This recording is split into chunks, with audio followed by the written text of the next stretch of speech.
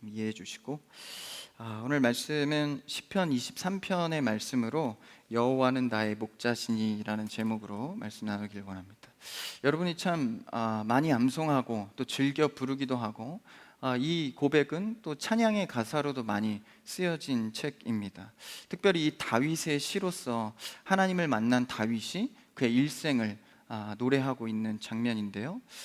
우리가 일상에서도 이게 주님을 노래하는 습관이 있어야 합니다. 그래서 항상 내 마음속에 하나님을 높이는 노래가 흥얼거려져야 하는 것이죠. 이것은 어떤 음가가 있는 노래가 아니라 내 마음의 신앙 고백입니다. 주님, 내가 주님 없이는 살 수 없습니다. 나의 목자 되시고 인도자 되옵소서. 이런 고백을 늘 달고 사는 게 우리인 것이죠. 이런 일상의 노래가 우리를 지켜줄 때가 참 많습니다. 그래서 여러분의 입술의 고백이 여러분의 삶이 되기를 축복합니다. 그래서 찬양하는 삶, 그런 삶을 살기 원하는 것이죠. 저도 오늘 이제 아침에 제가 이제 조금 다른 분들보다 일찍 오잖아요. 교회에 새벽에 오면서 새벽엔 차가 아침에 6시, 7시 이럴 땐 차가 거의 없어요. 그래서 이제 좀 여유 있게 이렇게 운전을 하고 오죠. 그래서 오늘도 오면서 아침에 그런 운전하다가 기도를 했어요. 주님, 오늘도 주의 은혜 가운데 사역하게 하옵소서. 은혜로 살기 원합니다. 이런 고백을 하면서 운전하는데 제가 좀 뒤에서 제 차가 느렸나 봐요. 확 오더니 확 끼는 거예요. 그냥 가시면 되는데 이제 느렸다 이거죠. 너 왜 이렇게 느리게 가냐 이거죠. 그 기도를 하는 중에 탁 끼는 거예요. 은혜로 살게 하옵소서. 이 자식이 이 자식 그냥 가면 되지. 쭉 가는 거예요. 근데 저 앞에 카메라가 있어서 그 차가 이제 멈출 수밖에 없고 천천히 가더라고요. 그래서 저와 이렇게 맞닿았어요. 그래서 빨리 가려다가 카메라 때문에 또 쓰더라고요.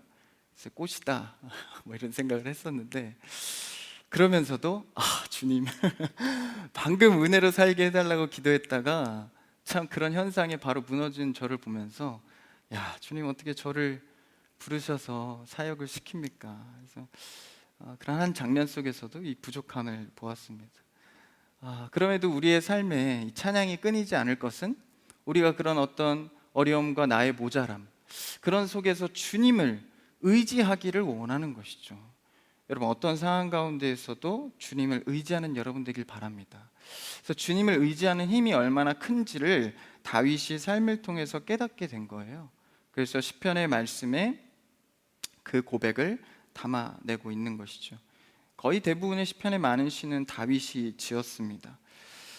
시편 1편에서도 우리가 저번 주에 말씀을 봤는데 그와 마찬가지로 굉장히 많이 접하는 시어가 바로 23편입니다. 그래서 저번 주 1편 말씀처럼 우리가 어떤 자리에 설 것인가, 우리의 인생에도 많은 선택의 자리가 있죠. 특히 청년 때에는 많은 선택을 더 하게 됩니다. 내 미래를 위해서, 내 앞날을 위해서 많은 선택의 자리에 서게 되죠. 그래서 시편 1편에서는 악인의 자리에 설 것인가, 의인의 자리에 설 것인가, 그 외에도 또 수많은 선택을 우리가 하게 되죠. 그래서 우린 그 선택을 잘하기 위해서 많은 정보 지식을 의지하기도 하고 때로는 미신적인 의미를 받아들이기도 합니다.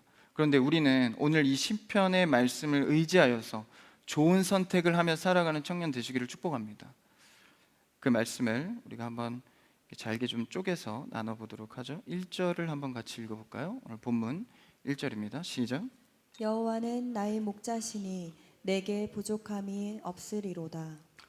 이 다윗의 23편의 고백의 첫 절은 여호와는 이라고 주어를 하나님으로 이제 표현하고 있습니다. 근데 여기서 말하는 여호와는 좀 특별한 표현인데 하나님을 그냥 하나님이라고 하지 않고 여호와라고 시작하고 있죠. 이 여호와의 표현은 아무나에게 주어지는 표현이 아닙니다. 이 여호와라는 표현의 어원을 좀 쫓아가 보면 출애굽기 6장 2절 3절을 한번 읽어볼까요? 앞에 띄워주시면 출애굽기 6장 같이 읽어볼까요? 시작. 하나님이 모세에게 말씀하여 이르시되 나는 여호와이니라. 내가 아브라함과 이삭과 야곱에게 전능의 하나님으로 나타났으나 나의 이름을 여호와로는 그들에게 알리지 아니하였고, 하나님께서 모세에게 이제는 내가 너희에게 여호와라고 선포하며 일하겠다. 그러니까 전에는 여호와라 말하지 않았는데 이제 너희에게 알리는 것은 나는 전능자 여호와다라고 그 명칭을 모세와 이스라엘 백성들에게 주는 것이죠. 그래서 그 여호와라는 이름을 오늘 다윗의 시에 다윗이 그 여호와로 노래하고 있는 거죠. 그러니까 이 여호와라는 이 명칭의 뜻은 하나님이라기보다 하나님의 속성을 가리키는 것입니다. 그러니까 하나님의 속성 여호와, 나는 스스로 있는 자다. 나는 전능하고 스스로 있고 누군가에 의해서 만들어진 자가 아니죠. 어제나 오늘이나 앞으로도 있으실 영원한 스스로 있는 자, 그게 바로 여호와입니다. 그러니까 하나님의 자기 계시죠. 자신의 속성을 그들에게 드러내신 겁니다. 그렇다면 이 스스로 있는 자 여호와의 그 의미는 무엇일까요? 항상 이 여호와라는 말씀이 자기 계시로 하나님 앞에 떨어질 때는 이 언약을 전제하면서 나오는 이름입니다. 모세에게도 모세 이스라엘 백성들과 하나님이 언약하시면서 선포한 이름이 바로 여호와입니다. 여호와라는 고백을 할 때는 하나님과의 언약 관계가 있다는 믿음으로만 할 수 있는 거예요. 그러니까 여호와 하나님은 그냥 하나님을 멋지게 표현하는 게 아니라 하나님과 나와의 관계가 언약 속에 있습니다를 인식하고 있는 사람들의 표현입니다. 그래서 다윗도 하나님과 내가 약속, 언약 가운데 관계하고 있다는 사실을 깨닫고 주어진 이름 여호와를 표현하고 있는 것이죠. 그럼 이 약속은 어떤 약속입니까? 하나님께서 태초 전부터 나를 선택하시어 죄에서 나를 건지시고 거룩한 성화의 삶을 살게 하셔서 끝내 구원하시겠다는 약속. 그러니 너는 이 세상 가운데 두려워 떨지 말고 나를 의지하여 살아라. 이게 바로 언약이잖아요. 근데 이 언약 관계는 항상 누가 깨죠? 하나님이 깨시는 게 아니라 인간의 편에서 늘 이 언약을 깹니다. 그러니까 계속 언약해 주셨는데 인간의 편에서 자꾸 약속을 어기니까 예수 그리스도를 보내면서까지 생명을 죽이면서까지 그 언약을 이뤄내시잖아요. 그 언약의 관계에 있는 자들이 하나님을 표현하는 것이 바로 여호와입니다. 그래서 이 언약 관계에 들어와 있는 자가 주를 표현할 때 여호와 하나님이라고 표현하는 것이죠.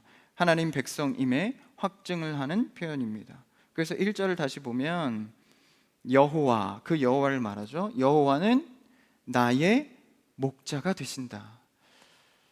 그런 나를 책임지시는 언약 관계에 있는 나의 구원자 하나님께서 평생의 나의 목자가 되신다라는 거예요. 여기서 우리가 주목할 것은 나라는 단어입니다. 나. 그러니까 이것은 공적으로 그냥 선포해 주는 이 말씀이 아니에요. 야, 여호와는 우리의 목자가 되신다가 아니라 내 삶의 목자가 되어 주신다라는 거예요. 그러니까 더 실제적이죠. 개인적이고 나의 인생에 경험한 하나님을 고백하는 것입니다. 여러분이 인생의 평생의 주님을 고백할 만한 하나님과의 관계가 있으십니까? 다윗은 하나님을 경험함을 통하여서 내가 알던 하나님이 나의 하나님이라는 사실을 깨닫게 된 겁니다. 그러니까 오늘은 참 좋은 시대에 우리가 살면서 하나님에 대한 정보는 많이 얻을 수 있습니다. 성경책을 통해서, 그리고 또 많은 인터넷의 검색에 또 정보를 통해서, 사람들을 통해서, 책을 통해서 많은 하나님에 대한 정보를 자유롭게 얻을 수 있는 좋은 시대이지만 그 하나님의 정보가 나의 하나님이 되는 것은 다른 문제입니다. 내가 아무리 지식적으로 하나님에 대한 지식이 뛰어나다 하더라도 하나님이 내 삶에 경험되어지지 않으면 그 지식은 죽은 지식인 것이죠. 말씀이 움직여 내 영과 혼과 육을 찔러 쪼개기까지 하는 건 내 삶에 들어오신 하나님을 만날 때입니다. 여러분, 말씀을 통하여서 하나님을 만나는 여러분 되길 축복합니다. 그래서 말씀에 계신 하나님이 나에게도 계실 수 있도록 그 하나님을 경험해 가는 것이죠. 그 경험한 다윗이 이렇게 고백하는 거예요. 여호와는 나의 목자가 되신다. 그러니까 이 다윗은 하나님을 경험해 보니까 가장 크게 느낀 것이 목자라는 직분의 이 능력, 그것이 나의 하나님이다라고 표현하는 거예요. 개인마다 뭐 다를 수 있겠죠. 나는 하나님이 참 따뜻한 하나님, 누군가는 두려운 하나님, 벌 주시는 하나님, 복 주시는 하나님, 자신의 경험에 따라 하나님에 대한 생각이 다를 수 있습니다. 그런데 오늘 다윗은 진리의 말씀으로 우리에게 전해주는 선포가 여호와는 나의 목자가 되셨다. 그래서 우리는요, 이런 하나님을 개인적으로 가까이, 그러니까 내 지식에 갇혀 있는 하나님이 아니라 가까이 있는 하나님을 만날 수 있기를 바랍니다. 그래서 언제든 하나님, 여호와 하나님을 고백할 수 있는, 그래서 이 이상적인 그냥 영역에 머물러 있는 하나님이 아니라 그 뭔가 하늘 위에 멀리 계신, 감흥적으로 알고 있는 하나님이 아니라 내가 고백할 때마다 자세히 고백할 수 있는 하나님. 하나님, 오늘도 나에게 일용할 양식을 주시고 예배할 수 있는 은혜를 허락하시니 주님 나와 함께 하심에 감사합니다. 내 삶에 들어와 개입하시고 알리시고 깨우치게 하시는 그 가까운 하나님을 만나야 한다라는 것이죠. 나의 하나님, 나의 여호와, 이분이 나의 목자가 되십니다. 이제 목자의 특성과, 이제 목자가 있으면 누가 있죠? 목자가 다스리는 양이 있습니다. 그래서 대칭되는 이 목자와 양이 있는데, 이 목자와 양에 대해서 우리가 좀 알아야 해요. 그래서 다윗이 왜 목자라고 표현하고 자신을 양으로 바라봤는지를 이제 알게 되는 거죠. 이 양은 어떨까요? 양은 우리가 흔히 생각하는 좀 순수한, 그렇죠? 그렇게 좀 착한 사람 보고 참 양 같다 이렇게 표현을 하잖아요. 근데 중동 지역에 있는 그런 양들의 특징을 자세히 보면 전혀 우리가 생각하는 이미지와 다릅니다. 양의 특성을 몇 가지 소개하면, 이 양은 일단 매우 예민합니다. 그리고 소심해요. 그래서 한 번에 하지 않고 좀 이렇게 두드려보고 한다 그러죠. 좀 조심성이 많습니다. 그리고 또 이 성격이 고집도 강합니다. 예민하고 고집도 강하고. 저를 소개하는 게 아닙니다. 양을 소개하는, 양. 저의 모습과 비슷한 것 같아요. 그리고 또 큰 특징 중에 하나가, 양은 굉장히 초근시여서 멀리 보지를 못합니다. 그렇게 숙이고 다니잖아요. 하늘을 잘 못 보기 때문에 가까운 곳만 보고 멀리 있는 것을 잘 보지 못합니다. 성격도 양의 특징도 이러하기 때문에 중동 지역에서는 양과 같다라고 할 때는 좀 미련하다, 그리고 좀 연약하다, 작다라고 표현할 때 양이라는 표현을 씁니다. 근데 오늘 다윗이 자신을 양, 그리고 여호와가 목자라고 표현했는데, 이 양은 이런 특징들 때문에 이 걸음도 느려요. 그러니까 이 목자는 양은 예민하고 겁도 많아서 이렇게 거칠게 다루면 안 됩니다. 그래서 목자가 양을 기다려주고 조심스럽게 대해야 하는 것이죠. 그래서 양을 몰 때는 목자의 능력도 매우 중요합니다. 그래서 어쩌면 우리 신앙과 비슷한 것 같아요. 우리도 목장이 있죠. 목장, 그리고 목장원, 그리고 이제 목자들이 있잖아요. 그래서 목자들의 역할이 뭘까요? 가르치고 교육하고, 그거는 주 역할은 아닙니다. 목자들은요, 기다려주고 받아주고 관심을 주고, 그 역할이에요. 그러니까 이 양을 몰 때는 절대 급하게 몰거나 거칠게 몰면 안 된다라는 것이죠. 우리 목자분들에게 권면합니다. 우리 목원들을 잘 참아주시고 기다려주시고 안내해 주기를 축복합니다. 아멘이 약한 것 같은데 잘 기다려주세요. 내 성격대로 몰면 양을 다치게 하는 것이죠. 그리고 양은 단단한 음식도 잘 못 먹고 상대를 공격할 만한 무기도 없습니다. 그래서 이 양의 특징을 합쳐서 보니까 누군가의 도움 없이는 살기 힘든 존재다라는 거예요. 양은 좀 피곤하죠. 그렇죠? 우리도 다 양 같아서 사실 인간의 관계가, 죄송하지만 좀 피곤합니다. 관계를 맺는다는 것이 얼마나 피곤해요. 맞춰주고 때로는 또 돌아서고, 그렇죠? 다시 또 설득하고, 이런 인간의 성향과 굉장히 닮아 있는 거예요. 그래서 이들은 도움이 항상 필요하고 방황하여서 길을 잃는 경우도 많습니다. 그래서 앞을 잘 못 보기 때문에 목자의 도움이 늘 필요한 것이죠. 이것을 바로 나, 인간의 모습을 빗대어 표현하고 있는 것입니다. 실제 구약의 이사야 말씀에서는 대놓고 우리를 양 같다고 말씀하고 있어요. 한번 이사야 53장 6절을 읽어볼까요? 띄워주세요. 네. 안 돼요? 네. 있습니다. 앞에요. 시작.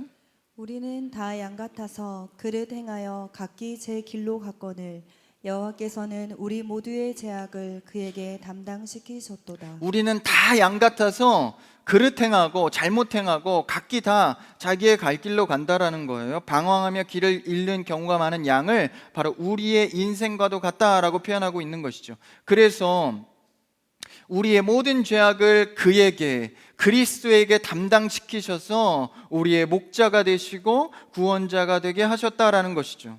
그래서 우리의 인생의 평생에 걸쳐서 우리의 목자 되신 예수 그리스도를 따라가야 한다라는 것입니다. 이렇게 부족한 우리가, 그렇죠? 목자를 잘 만나는 것은 굉장히 축복된 일입니다. 그렇다면 우리가 먼저 인식해야 될 것이 무엇인가요? 내가 양과 같다는 사실을 먼저 인식해야 합니다. 야, 내가 부족하구나. 내가 죄인이구나. 나는 방황할 수밖에 없는 자이구나. 누군가를 의지하지 않으면 이 초근시의 특성 가운데 한 발자국도 나아갈 수 없는 자이구나. 이것을 인식해야 누군가의 도움을 요청할 수 있는 것이죠. 여러분, 우리의 영은 죄인으로 한 발자국도 나아갈 수 없는 우리를 인식하시고 나의 목자 되신 주님께 요청하고 손 내미는 여러분 되기를 바랍니다. 그래서 우리가 양과 같아서 이 목자를 잘 만나는 일은 매우 중요한 문제입니다. 여러분의 인생에도 은사 같은 사람들이 있죠. 좋은 선생님 한 명만 잘 만나도 인생이 달라지죠. 그래서 우리 신앙인들도 같은 좋은 성도, 리더자, 사역자, 좋은 사역자, 좋은 리더 만나는 것이 복 중의 복입니다. 그런데 그보다 더 중요한 것은요, 여호와가 나의 목자가 되어주는 것이 더 중요합니다. 여러분의 평생의 인도자 여호와 하나님이 되시기를 축복합니다. 그래서 그분이 우리의 목자가 되셔서 그렇게 우리의 목자가 되어주시면 1절을 보십시오. 내게 부족함이 없으리로다. 할렐루야. 그분이 내 목자가 되어주셨을 때 내가 부족함이 없다고 고백하는 거예요. 그러니까 리더자 잘 만나면 내 필요를 채우시는, 내 어려움에 부족함이 없게 되는 이 목자를 따라가다가 복을 받는 거죠. 어딜 가든요, 사람을 잘 만나야 합니다. 우리가 신앙생활을 해도 주님을 잘 만나야 하는 것처럼 말이죠. 오늘 시훈 형제 군 입대 전날에 이렇게 또 왔는데 군 입대해서 좋은 사람들 많이 만나기를 축복합니다. 하나님께서 좋은 상관도 붙여주시고 기도해야 돼요. 잘 만나길. 근데 더 중요한 것은 우리 인생에 여호와가 나의 목자가 되어주시면 부족할 게 없다라는 것이죠. 여기서 부족함이 없다라는 것은 물질의 풍요를 말하는 것이 아닙니다. 물질이 풍요로워서 부족함이 없다라는 개념으로 말하는 것이 아니죠. 그럼 다윗이 고백하는 이 부족함이 없다는 것은 무엇일까요? 바로 하나님의 이끄심 자체를 말하는 겁니다. 그러니까 그 결과론적으로 세상의 물질이 풍요해졌다, 그래서 부족함이 없다라는 게 아니라 하나님이 나와 동행하는 그 자체의 상태를 복되다라고 하는 거예요. 그러니까 우리가 친한 친구들도 그 친한 친구로부터 나에게 어떤 제공을 받을까, 쟤를 통해서 내가 어떤 유익을 얻을까, 그게 행복한가요? 그렇지 않죠. 친한 친구들은 그냥 같이 있으면 좋아요. 같이 있으면 어딜 가도 좋고, 그냥 음식을 먹어도, 좀 별로 맛없는 거 먹어도 좋은 사람이랑 있으면 기분이 좋고 늘 행복합니다. 부족한 게 없죠. 좀 이렇게 여행을 가더라도, 좀 힘든 곳에 가도 좋은 친구랑 가면 이게 힘든지를 잘 모르잖아요. 하나님이 우리와 동행해 주시고 목자가 되어 주시면 그 자체로 나는 부족함이 없다라는 것입니다. 내 필요를 따라 나보다 나를 잘 아시는 주님이 알아서 채우시는 거예요. 그러니까 두려움이 없죠. 모자라도 부족해도 내게는 동행하시는 목자 하나님이 계시기 때문입니다. 그래서 하나님의 이 신비한 이끄심 상태 자체를 부족함이 없다라고 표현하는 것이죠. 여러분, 나보다 나를 더 잘 아시는 하나님의 이끄심으로 부족함 없는 인생이 되기를 축복합니다. 다윗의 인생을 보세요. 뭐 왕이 돼서 대단한 것 같지만 그의 인생의 실제 시간들을 보면 굉장히 불행하고 부족한 것 투성입니다. 처음에 형제 중에 가장 잘난 것 없는, 기름 부음 받을 때도요, 그 다윗은 막내로 찾지도 않았어요. 근데 어쩌다 또 다윗이 기름 부음을 받게 되죠. 그리고 왕이 되었는데 이 장인어른이 사울인 거예요. 사울이 다윗을 질투하여서 이 장인어른이 자기를 이제 죽이려 하잖아요. 그래서 쫓기는 신세가 됩니다. 그래서 또 잠시 이제 여유가 생긴 것 같은데 또 불륜을 저질러서 또 큰 죄악을 저지르게 되죠. 조금 숨돌림 틈 없이 또 자식이 죽고 또 딸을 통해 고통받고 심지어는 자신의 아들 압살롬을 통하여서 또 살인의 위협을 받는, 그래서 또 이렇게 도망자의 신세가 돼요. 다윗의 인생을 보면 왕이 된 것이 중요한 게 아니라 그 인생 속에 불행하고 슬픈 일 투성이었다라는 거예요. 근데 그 인생의 시절을 지나올 때 여호와가 나의 목자가 되어 주시니 다윗의 고백은 내게 부족함이 없었다 라고 표현하고 있는 것이죠. 여러분, 우리의 인생에는 어려움과 시련을 만나지 않을 수는 없습니다. 근데 내가 누구와 동행하는가가 중요하다라는 것이죠. 그래서 우리는 이런 인생 속에서 하나님을 만나고 체험하여 그분을 따라가는 것이 중요합니다. 하나님께서 내 목자가 되어주셔서 나와 함께 하신다면 어떤 환경과 상황이든지 내가 그 상태 자체로 만족하며 살아갈 수 있다는 것이죠. 그래서 환경의 요소가 복인가 아니면 하나님과 함께 하심 자체가 복인가 우리가 고민해 봐야 합니다. 그것을 경험한 다윗의 고백이 1절에 내가 부족함이 없으리로다 고백하고 있는 거죠. 2절을 읽어볼까요? 2절 시작. 그가 나를 푸른 풀밭에 누이시며 쉴 만한 물가로 인도하시는도다. 그분이 나의 목자가 되시면요, 내가 따라가면 그가 나를 푸른 풀밭에 누이신대요. 근데 중동의 이 양들이 푸른 풀밭에 가면 이 풀을 먹고 살잖아요. 근데 이 중동 지역은요, 이렇게 풀이 무성한 지역들이 아닙니다. 사막도 많고 모래도 많고 흙도 많은데 이 풀밭으로 가려면, 그리고 물가로 가려면 반드시 그 환경이 어디인지를 먼저 답사해야 합니다. 그러니까 양을 몰고 다음날 가려면 그 전날 준비를 해야 되는 거예요. 어디 풀밭으로 가서 양을 먹일 것인가. 그래서 얼마나 철저히 준비하냐면 하룻길 안쪽에 있는 길들을 다 돌아다닙니다. 그래서 양은 우리 안에서 다음날 먹을 풀을 기대하고 있지만 목자는 그 풀을 먹이기 위해서 양이 알 수 없는 시간에 미리 답사를 가고 있는 거죠. 그러니까 여러분, 하나님께서는요, 우리가 알 수 없는 영역의 시간 속에 먼저 가 계셔서 우리가 풀을 먹고 풀밭으로 갈 수 있도록 답사해 주신다라는 거예요. 그래서 때가 되면 우리를 이끌고 나가 주시는 것이죠. 우리가 할 일은 무엇입니까? 그 하나님을 의지하여 따라가면 되는 것이죠. 이렇게 미리 답사하시고 계획하시는 그 목자, 그러니까 양이 걱정할 것이 없는 거예요. 그런데도 불구하고 내가 하나님을 목자로 삼지 않으면 늘 오늘의 문제와 내일의 걱정으로 날마다 근심하는 겁니다. 내가 어디로 갈 것인가? 어디로 가야 풀이 나 있을 것인가? 머리를 싸매 힘들어하는 것이죠.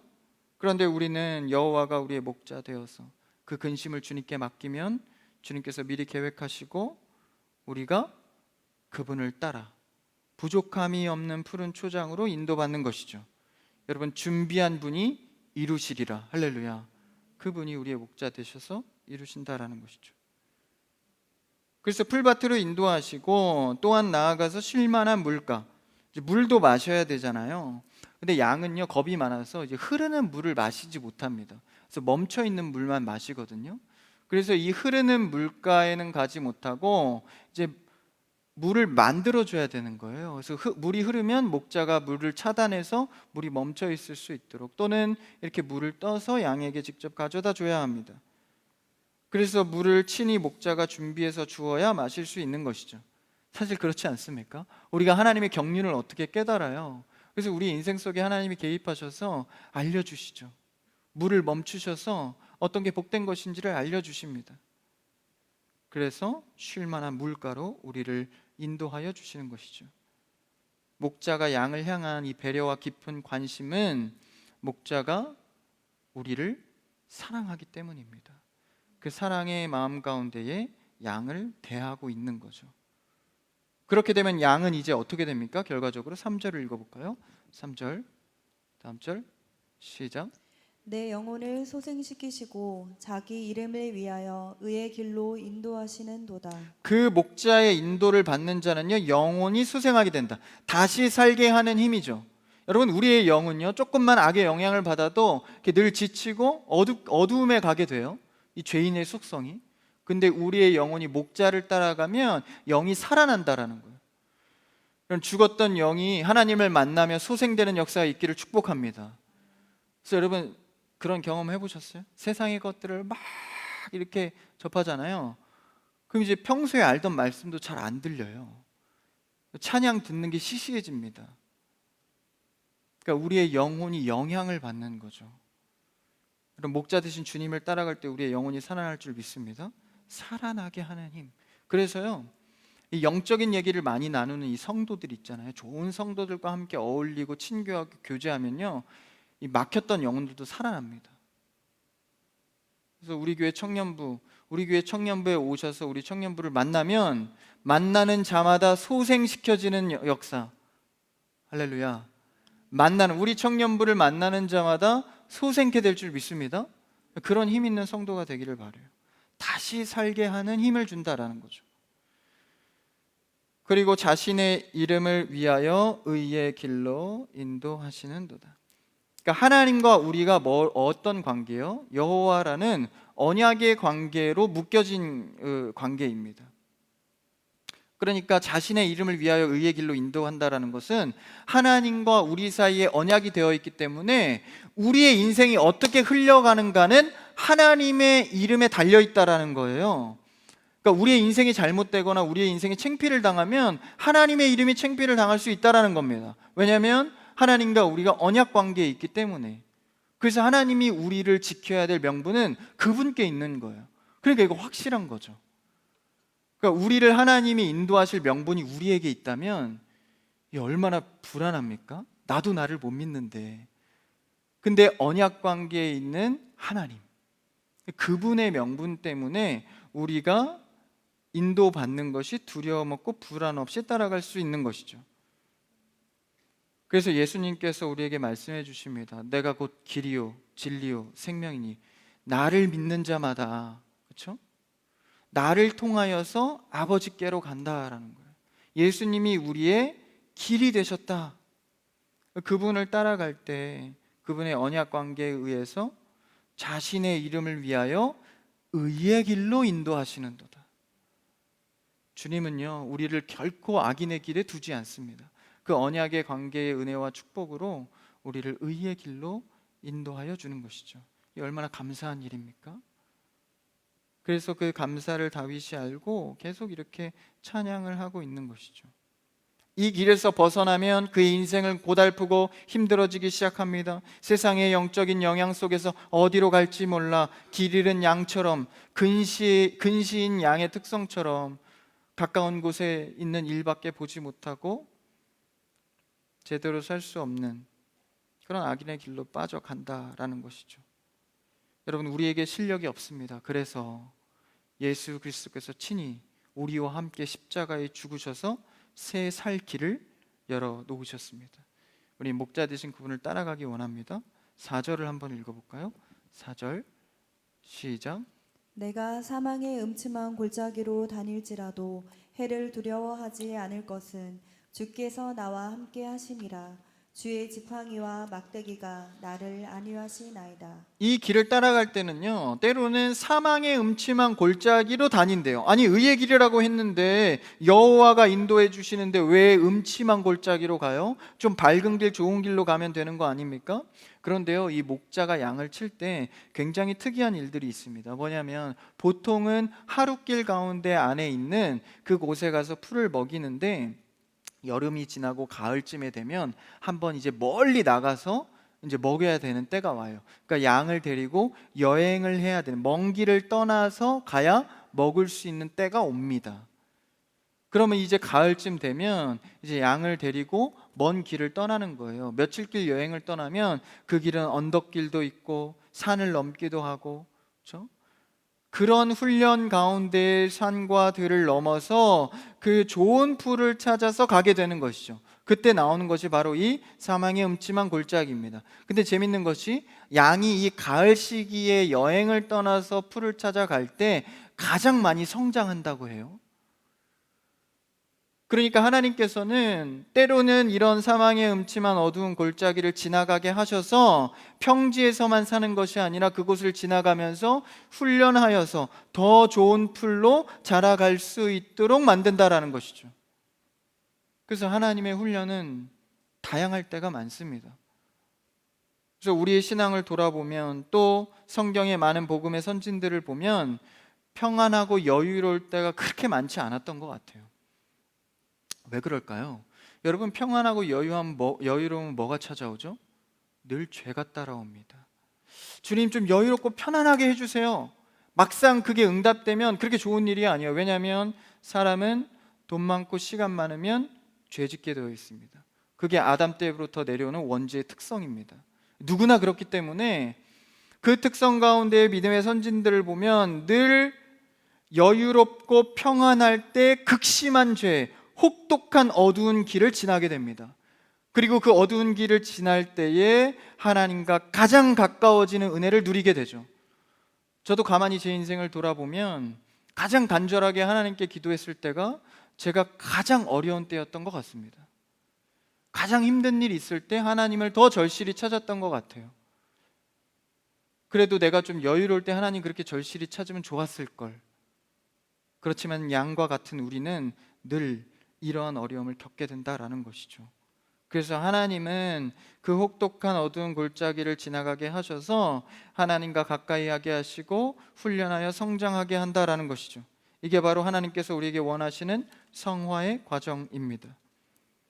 때로는 우리가 골짜기를 지나며 외롭고 고단할 때도 있습니다. 그러나 주님 나의 목자가 되어주시니 끝까지 나를 포기하지 않는 주님을 따라갈 때 부족한 것이 없는 은혜를 누리게 되는 것이죠. 그래서 나에게 부족함이 없어서 여기 4절에 보시면 다닐지라도 골짜기를 다닐지라도 해를 두려워하지 않는다.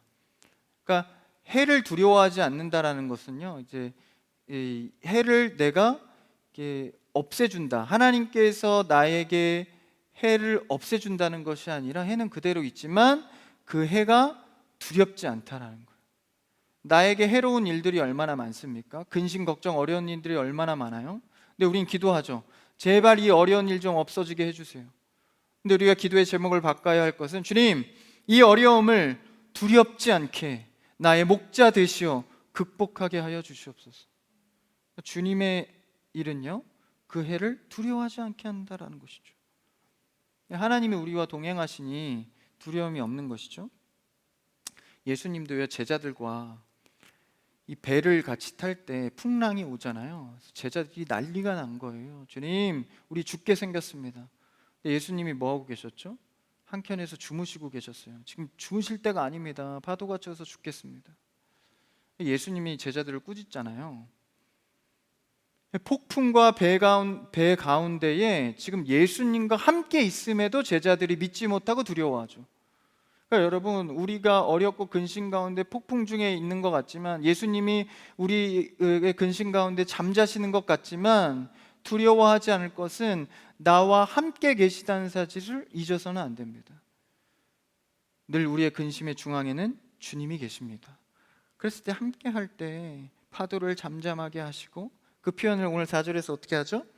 주의 지팡이와 막대기가 나를 안위하시나이다. 이 지팡이는 인도해 주는 지팡이고, 막대기는요, 죄송하지만 꾸지라는 막대기입니다. 그러니까 이제 때리는 거예요. 때로는 하나님이 우리를 쳐서, 그렇죠? 교육하시기도 하잖아요. 고집 부릴 때, 그렇죠? 근데 이제 양이 고집 부릴 때가 있어요. 이게 때리거든요. 근데 이제 이렇게 죽어라고 때리는 게 아니에요. 툭툭툭툭 치는 거거든요.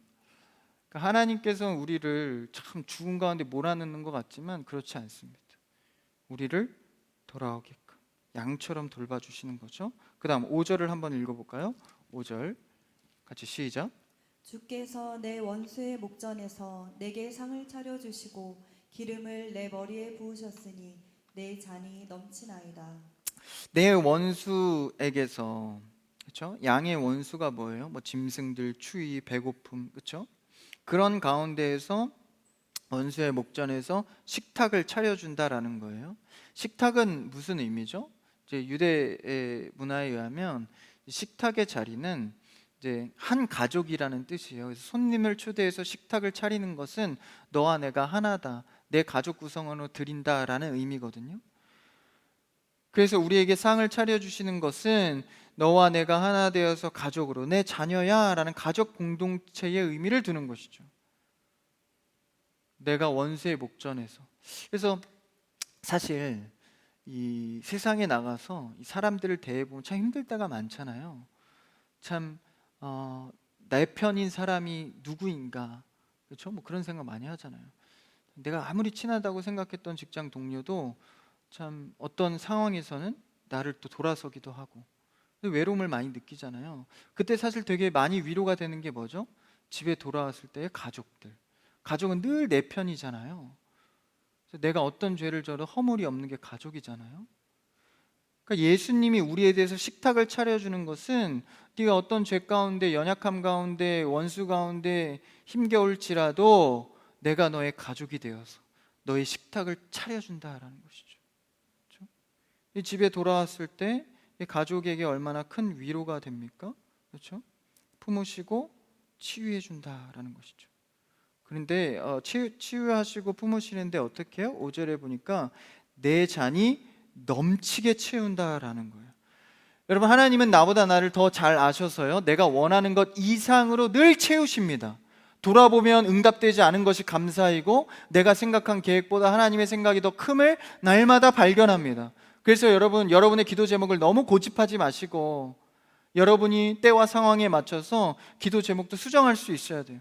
더 좋은 것을 주시는 하나님 앞에 여러분 기도할 수 있는 여러분 되길 바랍니다. 넘치게 주신다라는 거예요.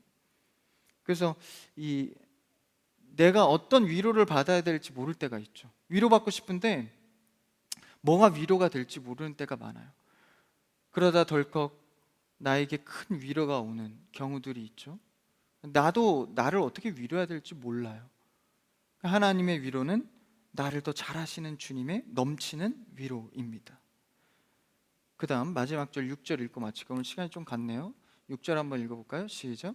내 평생의 선하심과 인자하심이 반드시 나를 따르리니 내가 여호와의 집에 영원히 살리로다. 할렐루야.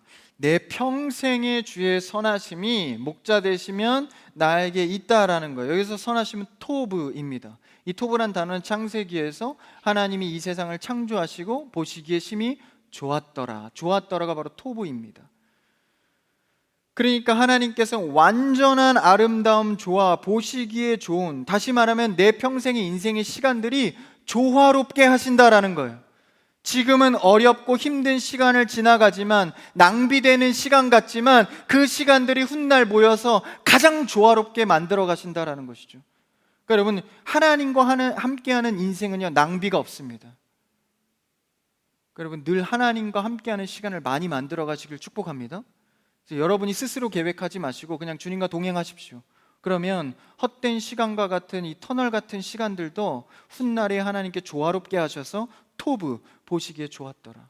선하신 하나님이 그렇게 이끄신다라는 것이죠. 그리고 여기서 인자라는 표현을 하죠. 인자하심. 이 인자는 헤세드, 하나님의 사랑입니다. 하나님의 사랑, 인내, 성실이죠. 그러니까 하나님의 선하신 계획들이 그분의 사랑과 인내와 성실의 실력으로 끝까지 이루어 가신다라는 것이죠. 여러분, 그분이 우리를 향한 계획은요, 헤세드, 사랑, 인내, 성실. 근데 이것이 실력 있는 사랑입니다. 상대를 아무리 사랑해도 인간의 사랑은 한계가 있어서 다 해주지 못하죠. 그런데 하나님의 사랑은 한계가 없어서 그분이 우리를 사랑하신다는 것은 끝이 없는, 끝까지 이루시는 사랑입니다. 그러므로 결론적으로 6절에 영원히 여호와의 집에 그 나라에 거하도록, 다시 말하면 천국의 백성이 될 때까지 끝까지 견인하시는 하나님, 여러분 그분을 따라가기를 바랍니다. 우리가 그분의 양이 되고 그분이 우리의 목자 되셔서 평생의 주님의 이끌림을 받아 내게 부족함이 없으리로다. 나보다 나를 더 잘하시는 주님이 넘치도록 채우시는 그 은혜를 받는 여러분 되기를 주님의 이름으로 축복합니다.